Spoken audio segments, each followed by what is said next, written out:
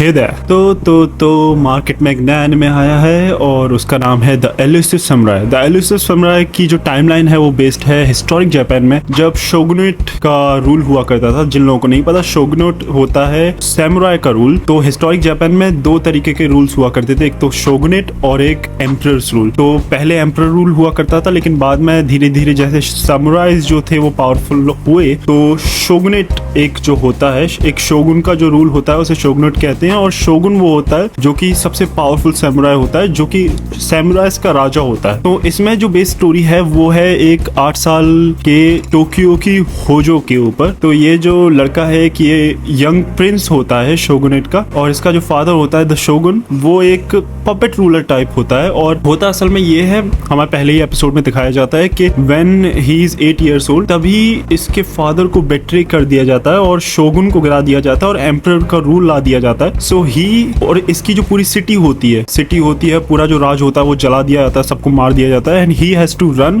From the traitor, जो कि अब पावर में आ चुका होता है। और इसकी जो मेन हॉबी है, जो हमारे प्रोटैगनिस्ट की सबसे बड़ी हॉबी है, वो वही भागना है। कि भाई वो भागने में बहुत अच्छा है, वो डॉश करने में बहुत अच्छा है। तो कभी भी मतलब कोई भी उसे मारने आता है वो हर बार बच जाता है। एंड जब आप ऐसे इस टाइप के हिस्टोरिक एनिमे के बारे में सोचते हैं तब आपको लगता है कि काफी बहुत सीरियस एनिमे होगा, but that's why I like this anime कि ये सीरियस तो है बट आप एक्सपेक्ट नहीं कर सकते ऐसी ऐसी जगहों पे ह्यूमर है इसमें। और and the humour works, the humour of this anime really works really fine. क्योंकि मुझे जहाँ पे भी इन लोगों ने जहाँ पे भी ह्यूमर वाली चीज डाली है मुझे हंसी आई है। कई एनिमेज होते हैं जो फोर्स करते हैं बट हंसी नहीं आती, बट इसमें it work, it really did. So if you are looking for an anime which is historic Japan of someone who is in power, who falls from power and goes to regain it, something like that which has humour, तो ये तुम्हारे लिए है भाई, बहुत बढ़िया anime है। और another plus point of this anime is the animation itself. बहुत बढ़िया एनिमेशन है, I mean the animation is really beautiful. और इस एनिमेशन की जो मुझे खास बात लगी कि आजकल हम देख रहे हैं काफी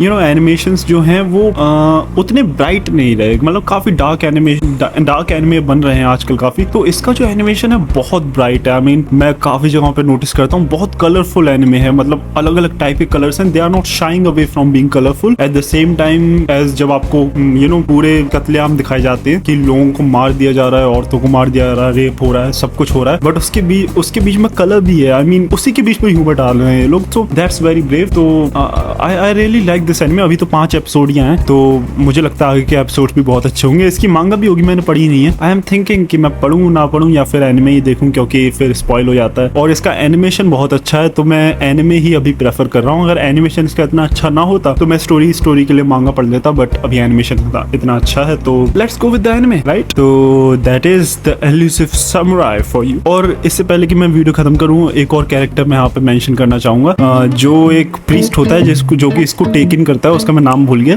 वो कैरेक्टर बहुत फनी है, he is the funniest of all of it in all of the anime. बहुत फनी कैरेक्टर है, मेरा फेवरेट है। आई फॉरगॉट हिज नेम, मुझे नाम याद नहीं आ रहा, बट आई डोंट नो, मुझे नाम याद नहीं आ रहा, बट रियली फनी गाय, मतलब बहुत हंसाता है भाई, मतलब वो मजा आएगा। He will be your favourite character in this. मतलब ही कैन सी फ्यूचर, मतलब he is a priest who can see future, जो कि भविष्य बता सकता है और बहुत कॉमेडी करता है। मतलब उसका एनिमेशन स्टाइल ही इतना फनी है कि आपको जब वो कुछ बोले ना तो भी हंसी आ जाती है। So that is another plus point of this. तो go and check it out, the elusive samurai. मुझे तो बहुत अच्छा लगा, आपको भी लगेगा, आई नो दैट। सो